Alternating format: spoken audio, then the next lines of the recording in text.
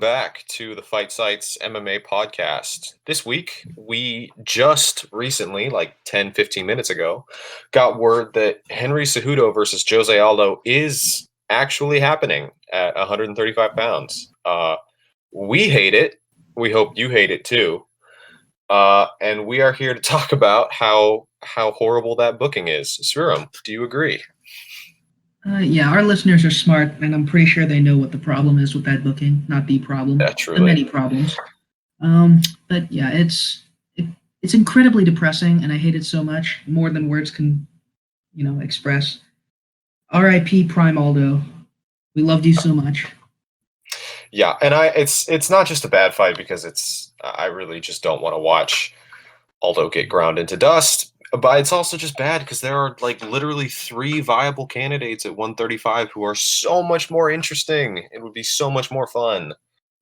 And pretty much anyone's more interesting than current Aldo. Cejudo should not be taking this fight.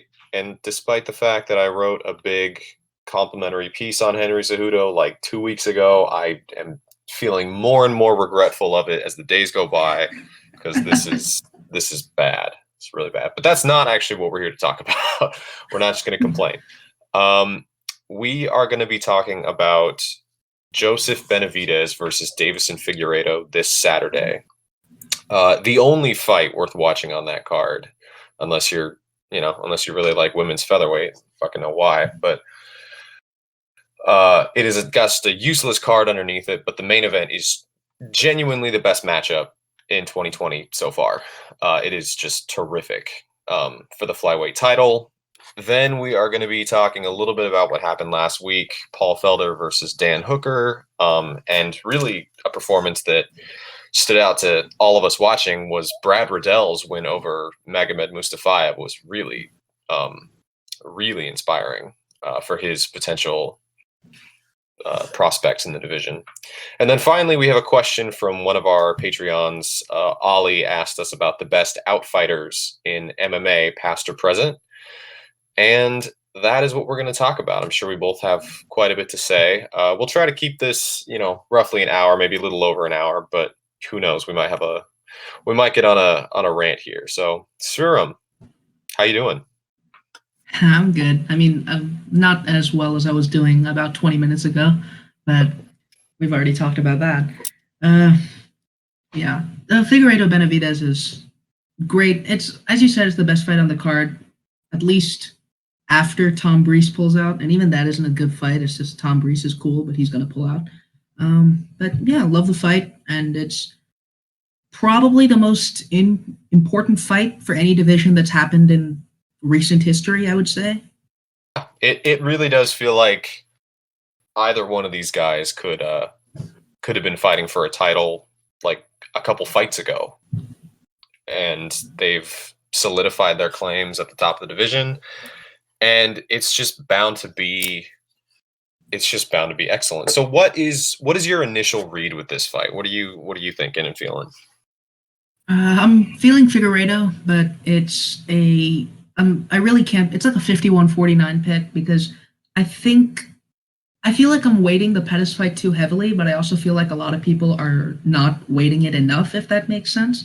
Because the way that Joe's been fighting, I think he relies more on physical advantages than it's been given credit for. And the fact that he's, the Pettis fight where he got countered a bunch, even the Formiga fight was a bit less commanding on rewatch than it seemed live. So I think a really, really powerful, dynamic counterpuncher who can mix up his targets and is just absolutely unbreakable in terms of mental strength.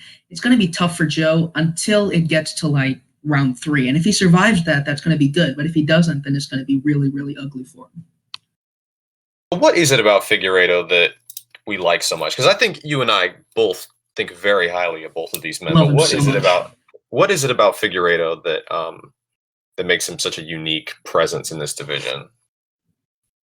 I think it's that. So one thing that you've brought up a bunch about RDA is that he's systematic to a fault, and it's that he can kind of be obstructed from his game, and that kind of ruins everything he does.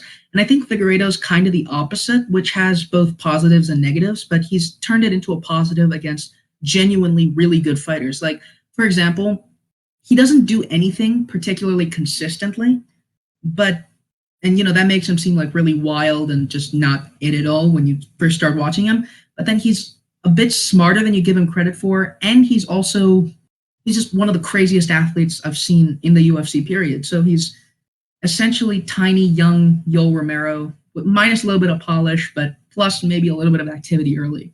It's just he's a blast to watch. He's just the best. Figueredo is kind of becoming my go-to pick for someone when I say that they're a natural fighter. And I mean that in a good sense and a bad sense, because he's an incredibly cool-headed fighter, where is extremely comfortable and willing to exchange. He is always sort of prodding and poking with his, really long. He's got incredibly long arms. As you said, he doesn't do anything super consistently. It's not like he works behind a really diligent pecking jab. He punches the body, but he's not like a consistent body puncher. But what makes it work is the fact that he's just one, as you said, he's an insane athlete. I mean, what he did to John Moraga was just cruel. And he's able to leverage that in exchanges very well. He's got a great kind of sprint grappling game where, if you try to take him down, he'll immediately attack submissions. That can get him in trouble. But when I say he's a natural fighter, I mean that, like I said, in good ways and bad ways. In good ways because, as you said, he's ridiculously mentally tough, physically very durable. He can lose track of a fight the further it goes. He does tend to slow down a bit. He is good at making tactical inferences, like, kind of that uppercut against Pantoja and Formiga. But I don't know if he's someone who approaches fights with much of a strategy. Would you agree? Yeah, I think that's kind of what puts him at direct contradiction, if you will, to Joe Benavidez, is that he just kind of goes in there and fights, and it's cool because he's able to outfight anyone, but you kind of have to question what that means after the Formiga fight, because Formiga, he had a broader view of what the fight meant, what each exchange meant, where Figueredo was tuned into winning each exchange. Exactly. I think that Formiga fight is probably the most instructive, still the most instructive one for Benavidez to follow. So yeah, like Figueredo, as we said, he's ridiculously fun. He's an incredibly powerful, willing exchanger. Like, I like Figueredo as a fighter more than I like the individual components of his game. Which is, similar to how I feel about someone like Henry Cejudo. Like, I really enjoy watching Cejudo as a fighter, but I don't think I'd really prefer to pick the specific pieces of his game apart and be like, this is why he's so good. Benavidez, on the other hand, is about as great a veteran as you're gonna find in MMA, I'd say. Like, if you were gonna, definitely agree with that. If you were gonna look up a picture of like crafty veterans in the sport, like, you'd probably be looking at a picture of Joe Benavidez. I mean, this guy. I mean, I don't think it's controversial to say I personally am going to remember him as an all-time great. He has for sure put together just a tremendous resume. Just phenomenal stuff, and he's still a very smart, crafty fighter. He's very defensively crafty, which I like. I don't think Benavidez is, in particular, someone I'd say is defensively deep. Not in the same way that someone like Aldo is, or someone like Robbie Lawler has a lot of defensive depth. But he's crafty with his defense. It's similar to the way that Jorge Masvidal is crafty with his defense. If he sees an opponent, like, a specific punch coming, a couple times from his opponent, he will do what he can in his toolbox to avoid it. If he sees, if he kind of sees an opening, he's able to take it without, putting too much output. There is still kind of a risk gambit in his game about the fact that he is still a blitzing fighter. Like, he can be caught on his entries, and I'd say that's probably, if Figueredo is going to win this fight, that's probably how he does it. It would have to be on some kind of entry.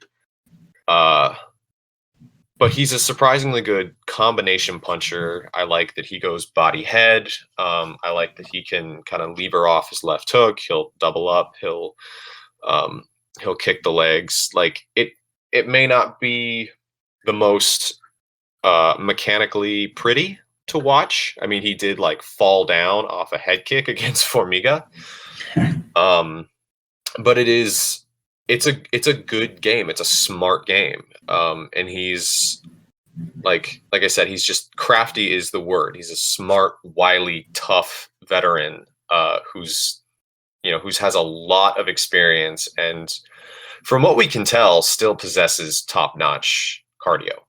Yeah, I'd agree with all of that. I think, like, always for me, Benavidez has seemed like a smarter fighter than he was good, if that makes sense. Like, obviously being smart is part of being good, but it's like, if you look at, it's kind of like Figueredo, where if you look at the components of his game without the overall, like, focus he has, it really doesn't look that great apart from his grappling and his scrambling, which is just genuinely as top-notch as you're ever going to get in MMA, period. But if you look at his striking, it's weird and it shouldn't work as well as it does. But the reason it does is because he has great ideas and he executes them very well, even if the way he does it in terms of the smaller details shouldn't work. And I think that's what leads people to underrate Joe Benavidez. He has really good ideas, and I think that's kind of what you need against Deiveson Figueiredo if you're not Jussier Formiga, who's kind of built to take him apart, if that makes sense. Because I don't think anyone else in the division can do what Formiga did against Deiveson Figueiredo, but Joseph Benavidez's path is very different. And it's still a path, but it's just very different. Yeah, one of the things that Formiga did really well against Figueiredo was that he played a punch and clutch game very well. Where Ryan, our friend Ryan, has frequently brought up in discussions the importance of not just clinching in MMA or Muay Thai, but being the one to initiate the clinch, or if you're whether you're a proactive or a reactive clinch threat. Like, someone like Leon Edwards is extremely good at intercepting opponents with the clinch, whereas someone like Volkanovski is very good at punching his way into the clinch, and Demetrius Johnson is very good at punching his way into the clinch. So it's sort of have different applications. But Figueiredo did a nice job of, like, he would kind of get Figueiredo following him, and then when Figueiredo was planted and ready to commit, then Formiga would jump in, kind of go for an over-under, lock up, and then kind of either go for a takedown or break. Because I think he can. I think Figueiredo is a fighter who is sometimes similar to, like, this is sometimes like an athlete thing in MMA, but like, they may not be the most comfortable with the interstitial spaces of a fight. Cejudo was kind of the same way in his younger years. Like, he could always kind of be caught in transitions and he wouldn't really know what was happening. Benavidez is a great transitional striker. He's great at, like, feinting a knee tap and then throwing a 2-punch combination before slipping out the side. Like, he's I think that is a skill that's going to come in handy to just kind of put a stamp on specific exchanges. But Yeah, that is what Joe B should be looking at. He should be studying the Formiga performance to a T. Yeah, I think it's interesting that you mentioned that, because rewatching the Pantoja fight, after a certain point in the fight, it was like Figueiredo, he isn't especially consistent on transitions, just like he isn't especially consistent anywhere else. But there were points where he showed some good understanding of, breaking the clinch with strikes, grabbing the clinch proactively when he's in exchanges to like stay safe. Like for example, like grabbing a collar tie to smother a punch that Pantoja was throwing around the side. I think Joe B is probably smarter in that space because, he's smarter in every space than pretty much anyone, especially someone who's like 6 years into their career as Figueredo is. But yeah, I think if Joe B can't just wrestle Deiveson Figueiredo, which is a possibility, a very real one, but it's not necessarily viable with someone who's as athletic. Like if he can, he should, but if he can't, then yeah, I think Formiga would be more useful to look at tactically because Formiga is, I would say he's like a better conventional defensive boxer and a better boxer in general conventionally than Joe Benavidez is. But the ideas that he used, punch and clutch, reactive takedowns, that kind of thing, it's always going to be a thorn in Figueiredo's side just because he, plays a very aggressive game. He's, running himself onto things and he can be, a bit reckless. And that's the problem with being the kind of fighter he is. There's an upside, which is that he's urgent when he has to be, but there's a downside, which is that urgency can be played against him. I was surprised when I watched the Tim Elliott fight. Like Tim Elliott is just just incredibly scrappy, like all the time. And so even in the clinch, like they would sort of lock up, and he would, even if he had if Figueredo had like double underhooks, like Elliott would still just kind of take his free hand and just kind of punch Figueredo in the face.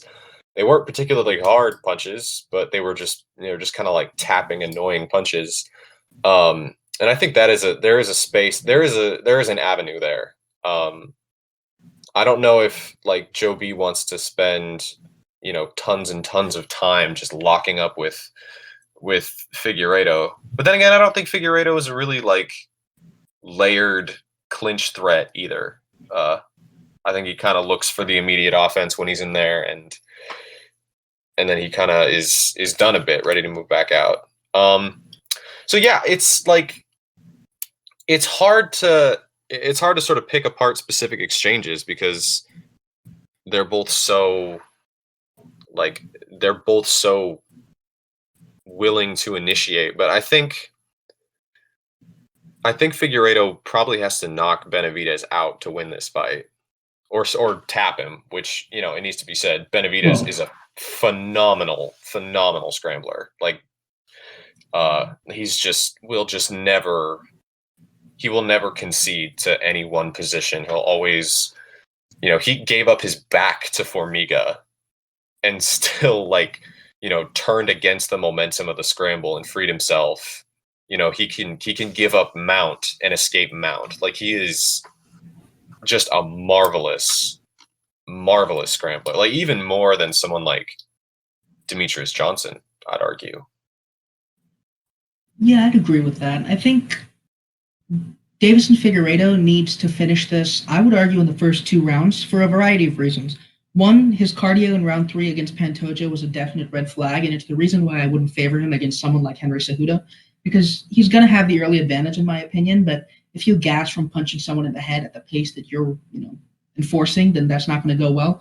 So if Joe B survives to that point, Figueiredo's probably going to gas on his own. But secondly, I think it's the difference between being the sort of systematic fighter that Joe B is and being the kind of not unstructured totally, but kind of wild, not really building off things that Deiveson Figueiredo is that Joe B is going to be most vulnerable in the early stages, and this is kind of what we saw against Sergio Pettis, is that Joe B, the reason that his mechanical deficiencies work is because he plays it off everything else in his game. Before he does that, he's extremely vulnerable because his game is like, these weird shifting blitzes, and Figueiredo is an extremely comfortable counterpuncher, and so was Pettis, which is why Joe B ran into that right hand over and over before he could start enforcing the other parts of his game. But once Joe B enforces those parts of his game, I think late, even if Figueiredo, gets on the EPO and just refuses to gas somehow, he's just going to be behind. And Joe B's going to figure him out because that is what Joe B's game is. And as you mentioned, Figueiredo isn't the deepest fighter, at least from what we've seen. He could make a leap, but as of now, I think he's going to need a knockout in the first 2 rounds. That said, I'm going to favor him to do it. picking Figueredo? Yeah. I respect it. I am going to err on the side of conservatism, and I'm going to play it safe this one time and pick Joe B. Because on the surface, this is generally the kind of pick that I tend to make, right? Like if you're giving me a pick between an older veteran in whom you can kind of see the cracks here and there, they're starting to show, and you have a really dynamic young talent who's just been on a surge, especially with who's just dangerous in every phase. Like that tends to. I generally listen to the writing on the wall, and that kind of informs a lot of my picks. But I think for this one, I am going to play it safe. I think that Figueredo is just a hair too unstructured. I think Benavidez is still just a bit too tough. He's a bit too smart. He's got a bit too much initiative. And he's just a hair too crafty. I think he's someone who could still have a bad round against Figueredo, and he still has a winning chance in that fight. Whereas I feel like if Figueredo starts losing the momentum, I'm less confident that he can get it back. So I'm going to pick Joe B by decision, but I think this is a terrific fight. And I love Figueredo, by the way. Like I think you and I both agree. We think very, very highly of both of these fighters. Yeah, I think even if Joe wins here, Figueredo is going to be a presence in the division for a good deal of time. And Joe, I mean, part of the reason why I'm not picking him here is because he's hitting, year 13, 14 of his professional career at this point. Yeah, that's late. Yeah, for a flyweight. He's also pretty old for a flyweight. I think he's 35, 36. He's not in a Sunsout territory. He's elite, so there's that too. But he's getting up there in age. So I think even if he wins this fight, he's not going to be the long-reigning champion that we probably want him to be. Where Figueredo, even if he loses this fight, I don't see many people who can compete with him moving forward, other than Benavidez. Oh yeah, if Benavidez wins, it is a crown jewel on a fantastic career that he was able to win the title this late. I mean, this is the thing. Like, they could win this fight. Joe B could win a decision, and then they could run it back in a year, and Figueredo might knock him senseless. Like, that would not surprise me in the slightest at all. But we're not far enough away from the Formiga fight, and Benavidez has looked, even since that pretty ugly fight with Pettis, he's looked so sharp. He blew Alex Perez out of the water. He out scrambled and dropped Dustin Ortiz in their fight, and then he took a little time to get adjusted to Formiga, but then ended up finishing him. Like, he's just. I think it may just come down to an experience thing, but I think Benavidez is still a deep enough and crafty enough fighter in all the spaces of a fight, whereas I think Figueredo can kind of get lost a little bit. So regardless, this is the one fight that everyone watching or everyone listening should not miss this weekend, because it is a fantastic bout, and there's really nothing else going on Saturday. All the other fights are bad. I wanted to go to this event, but if it ends in a 30-second KO, I will legitimately feel robbed of my money, because the rest is just. Whatever happens, I hope it goes past 2 rounds. I hope we get something exciting happen. Like, I can live with either outcome. I just want to see them fight. Yeah. Outside of Joe being totally washed or running into something early, I think whoever wins, something interesting is going to happen on one of the sides. It's just. I kind of want it to be short because I'm rooting for Figueredo. Old man. Okay, I think we're good on this one. So what do we have next? Do you want to talk about Felder Hooker, or do you want to talk about what do you want to talk about? You take it away. Yeah, Felder Hooker. Not much to say there. Dan Hooker is Dan Hooker, for better or worse. Paul Felder is he's good but not great. His heart is truly incredible. That's all that there is to say about that. Brad Riddell and Magomed Mustafayev, take it away. Yes. This ruled. This was really, really impressive. I'm a big fan. If anyone follows me on Twitter, I'm a big fan of Russian Ringo. I love Mustafayev. I know he's not a very structured, maybe that's just a theme of the episode, just like unstructured hyper athletes, but even even more so than Figueredo, he is not a very structured fighter, but he is a freak athlete. He is insanely strong, insanely powerful, and he's a tremendous finisher. And Brad Riddell fought an excellent fight. Like, Brad Riddell is coming from City Kickboxing, and he is really resembling Volkanovski, but honestly, he looks even more potent as a striker, and that's scary. That is a scary proposition at 155. He is this kind of like a great athlete who is, as we saw, tough as nails, who has an excellent understanding of striking in MMA. He dropped Mustafayev with like it was like a feinted jab set up into shifting overhand right. It was some shifting combination, and it was really pretty, and it just drops Mustafayev flat. He's good in exchanges. He's comfortable. He looks like he's a fighter capable of fighting safe. And when Mustafayev decided that his only route to victory was just to hold on to Riddell and try to grind him out, I think Riddell's grip fighting was maybe a little bit lackadaisical. I think he probably could improve there. But when you consider how preternaturally quickly Israel Adesanya's defensive grappling evolved from his time in the UFC, high marks all around. And he had Mustafayev broken by the end. Like, Mustafayev just could not keep up with the pace and the output. Yeah, just excellent. What'd you think? Yeah, I agree. I think Mustafayev is a win it might not appreciate, but it's one that people are going to look back on and be like, oh man, this is. Matters. I think Mustafayev is like, yeah, Mustafayev is like Kevin Lee's second best win after Trinaldo, because, Barboza is Barboza and Chiesa is Chiesa.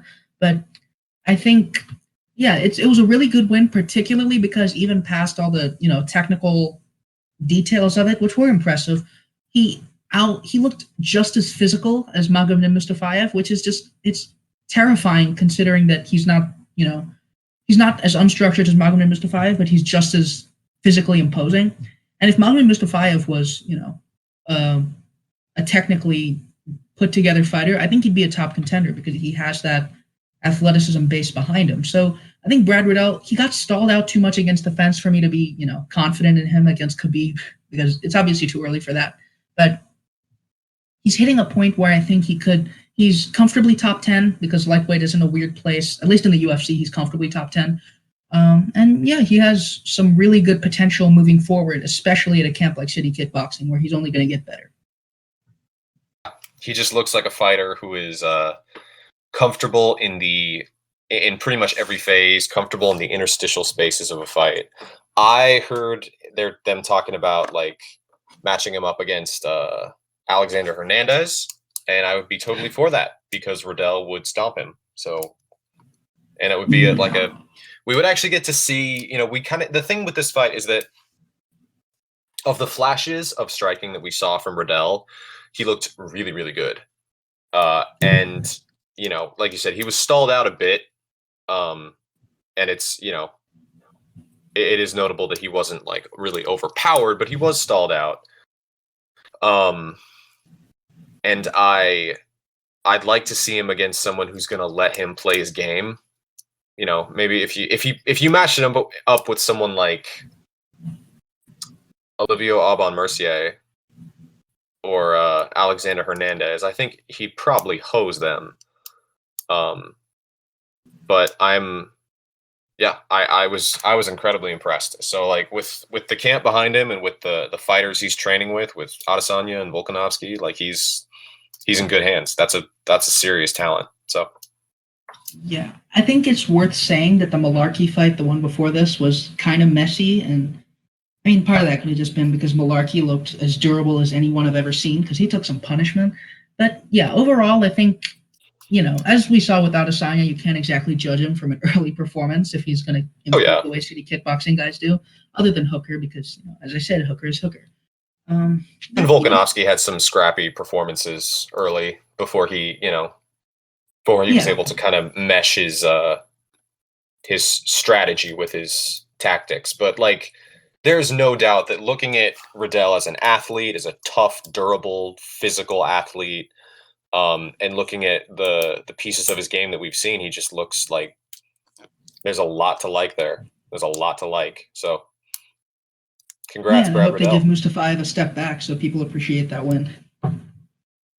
Yeah, I mean, like you said, it is Mustafaev is no one's idea of a like a career defining win, but he's a phenomenal athlete and a tough out for anybody. So the fact that beating him means something.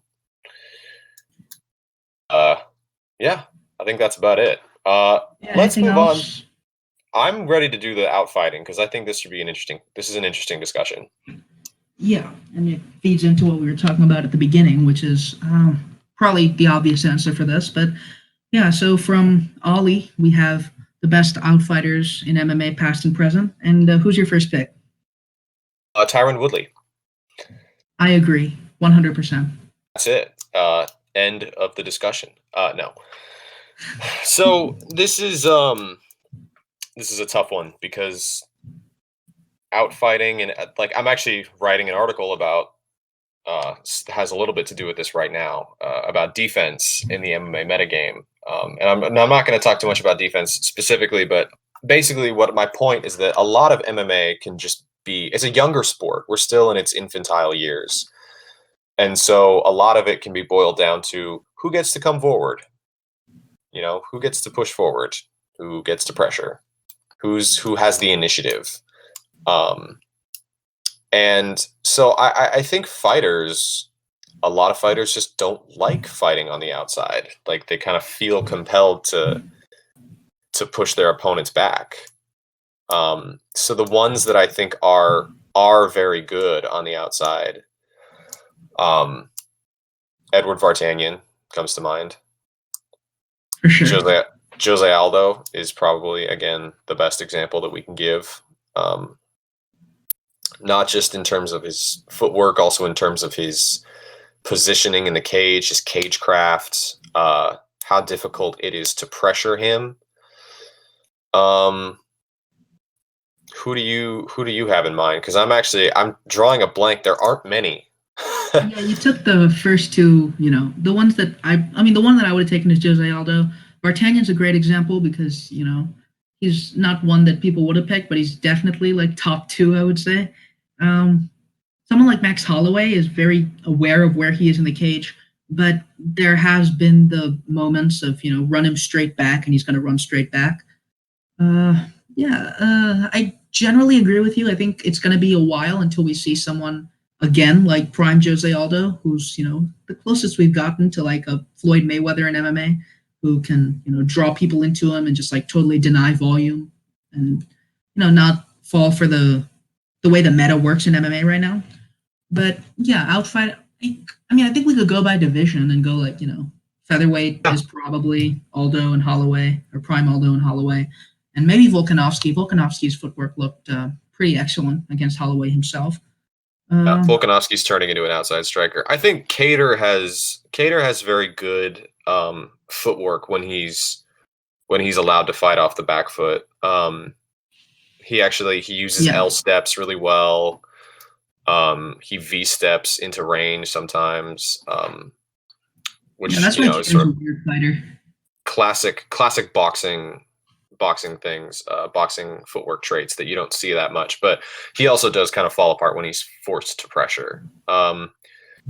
So those would be the ones that I would give. The things you have to sort of keep in mind with when it comes to outside, you know, people who have great outside footwork, fighters on the outside, it would be you have to pay attention to how difficult are they to pressure?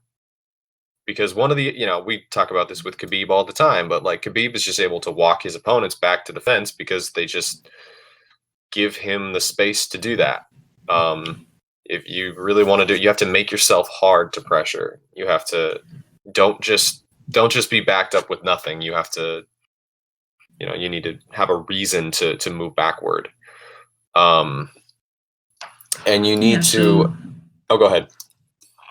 It's like you can look at Jimmy Rivera against Peter Yan as a good example of that. Yes. Because Peter Yan is pretty much as committed a pressure fighter as you're going to find in MMA past like a certain warm-up period. And he found moments against Jimmy Rivera, but he also needed to work hard for them. Yeah. You have to keep in mind your positioning from, your positioning to your opponent. So like, where is your opponent in relation to you? And you need to keep in mind your positioning in relation to the cage. Like, how many steps before you hit the cage? Like if you watch someone like Martin Kampmann, or Stefan Struve, Jack Slack has used these examples of fighters who are just stunned. They're like just shocked every time they have to, they reach the cage. They're like, "What? I'm here already? I was just moving backward."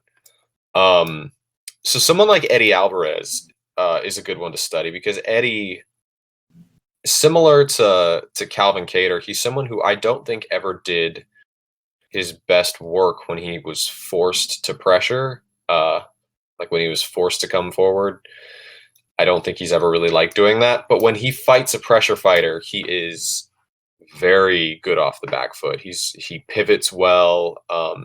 He knows when to change from a bladed stance to a flattened stance along the fence, to kind of feint both directions before exiting out one side. He can punch in combination with his back to the fence, which is not something you see very often at all. Like prime Eddie Alvarez. If you watch Eddie Alvarez versus Michael Chandler 2, which is a great fight, Eddie's cagecraft against a pretty linearly pressuring Michael Chandler is really a treat to watch. He's good at drawing people onto his jab. He did the same thing with Justin Gaethje. And he's good at sort of feinting commitment one direction, getting Chandler to commit with something, and then exiting out the other side. Yeah, Eddie's a good at the RDA fight was a good example of that too, because really good.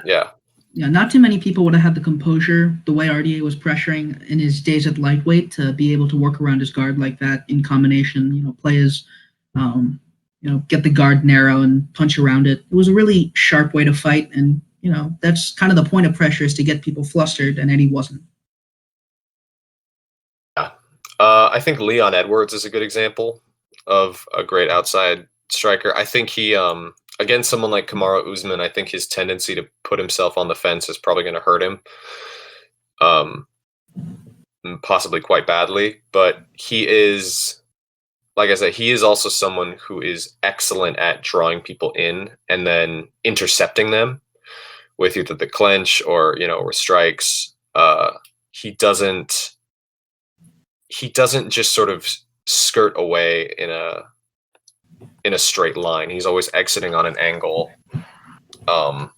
That's an important thing too, is like when you do take a back step, are you taking a back step at a slight angle? Are you just stepping backward and kind of flattening your stance? Are you pivoting off? Like, I think if there's one thing that I wish MMA fighters did more often, it's pivot and hit the body. Because it's just that is just like, again, a super fundamental part of boxing, is people just pivot to evade and retake angles. But in MMA, for some reason, they just kind of want to back away. Yeah. Leon feels kind of non-traditional as an outfighter, in that he's not particularly enamored with staying away from the fence. But if you look at him in the open, it's kind of weird, because he did some cool stuff against Cowboy, exiting on angles and countering off them. Just, like feinting counters to keep Cowboy from rushing him. It was interesting, But I also think it's cool that he has a system when guys get him to the fence. Again, as you mentioned, it's not a system that I expect to work against Kamaru Usman, who can at least hang with him in the clinch, if not beat him with the wrestling threat and the physicality. But, against someone smaller in RDA who was maybe a little bit less equipped in the clinch, backing himself up to the fence with his clinch entries made some sense. So, yeah, I think Leon's an okay example, but he's also kind of weird in that sense. Who else is there? I'm struggling to think of one. I know a popular one is probably going to be like Stephen Thompson, who is a good outside striker. I mean, despite his flaws, as he's always, he does for the most part try to take small angles with his lead foot to get in on his opponent. But I think, as we saw in the Woodley fights, if someone does just kind of blitz after him, he does tend to just shuffle backward in a straight line. Yeah, it's weird. Footwork, like outside footwork, is still pretty bad in MMA. Yeah, it's not super good. Yeah, I'd say Wonder Boy is an okay example for awareness of where he is in the cage. But it's also notable that no one's actually fought a particularly smart fight against Thompson. Luque did for one round, and then he stopped being able to leg kick as easily and fell apart. Which is why I wanted to see Prime RDA versus Stephen Thompson, because it would have been kind of ugly. I think, if we keep going up the weight classes, middleweight probably has Whitaker and Adesanya, I'd say in that order. Light heavyweight, there's Jones, I guess, but, there's the caveat of level of competition. We can stop at middleweight. Yeah. Heavyweight has Shamil. Yeah, oh, there it is. That's the real answer. Yeah, I think Whitaker, I struggle a bit with Whitaker's footwork on the outside because I think his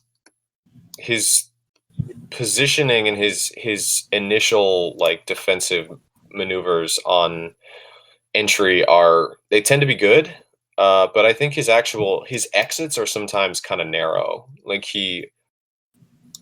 if he exits outside, out one side, he sometimes kind of takes a pretty narrow trot to get back in position, which is how Romero caught him in their second fight.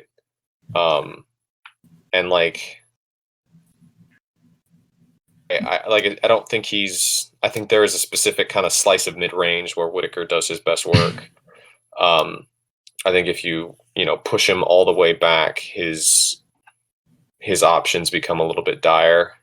And like I said, just the way I can describe it is just his resets are narrow. And then he's not particularly competent coming forward either. I think Adesanya is very good at drawing people into making people think that he's closer than he actually is, which is another kind of Mayweather sort of trick. And with his footwork, he does a good job of taking taking angles on the backside, on the back foot, to break the line of attack and to set himself at an angle to catch you where fighters may not really see him coming. The issue is that if you shift on the back foot enough, you sometimes run the risk of getting caught in the middle of it, which is what happened in the first round against Kelvin Gastelum. I think he was kind of surprised at Gastelum's speed, and Gastelum kind of caught him shifting, which is something that I imagine will probably happen to Zabit at some point, who is also a solid outside fighter, it should be said. I still kind of need to see Adesanya against Costa to see how he handles someone who's just going to relentlessly try to push him back and pin him along the fence. But I think for the most part, his footwork is quite excellent. Yeah, I think you're pretty much right about Whitaker's. His exits did get him caught against Romero, but I also think it's notable how much trouble Romero had actually pinning him down for most of that fight, because Whitaker, he's very diligent about keeping his distance between exchanges. He has a bunch of tools to do it. He can obstruct guys coming forward with the front kick and pivot off. He's very adept at that kind of thing. And I think Adesanya, he's very good in the open, but the Gastelum, like I know I'm kind of overrating how the Gastelum fight went because that was one of his, after Gastelum he looked splendid against Whitaker, but he did get pressured a bit too easily for my liking against someone who was kind of just, fast and southpaw in one combination. I think those two are interchangeable, but I still lean Whitaker right now. But yeah, I agree with all of that. I think the Costa fight is going to be very instructive. Yeah. And maybe even the Romero fight, if he fights like he did against Rockhold. That's an interesting proposition too. I mean, we'll have a discussion when the time comes in 2 weeks, but it is worth saying Gastelum isn't really much of a pressure fighter himself. He is, as we saw in the Till fight, he is pretty dire when he's forced to cut the cage. For a fighter who's been training with Cordero for that long, it's kind of appalling. But he is someone who sort of is able to close distance very well with sort of big step-ins. And Adesanya did a nice job after he kind of adjusted to Gastelum's timing of drawing Gastelum in, taking a slight angle, forcing Gastelum to overcommit, and then countering him when he's out of position. And that is a really important trait of an outfighter as well. If you can not just sort of stay on the outside and exchange on the outside, but if you allow your opponents to push you back and then force them to initiate, if you're able to get, to sort of re-angle subtly, take a slight angle on them and then counter them as they're coming forward, you can actually get you can make a lot of bones there. We should probably wrap up with like why we said Woodley and why we were joking about it in the first place. I don't at all think Woodley is a good outside striker or an outside fighter. I think he's got solid. I think in a vacuum, some of the parts of his game, parts of his defense are pretty good. I think he's good at denying exchanges. He's good at parrying with his hands and kind of moving his head behind it. He's a good lateral mover on the cage, or at least fairly good. The problem is that his offensive toolbox is very, very shallow, and he's not using the outside to take a subtle angle on his opponent before, countering in combination. He's just trying to prevent them from getting any positional edge on him, which is different. Woodley he's not really an outfighter in that he's just not particularly mobile at all. He sits on the fence and waits for guys to come in on him, and it works because he's facing guys who don't want to get close to him in the first place. But yeah, I wouldn't consider Woodley a strong outfighter. It's just his footwork works for him until he faces Kamaru Usman.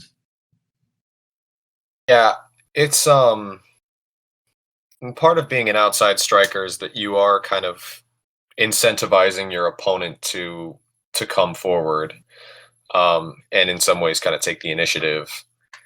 But I don't think Woodley is very good at that because I don't really think there's any reason to pick Woodley over any fighters with initiative.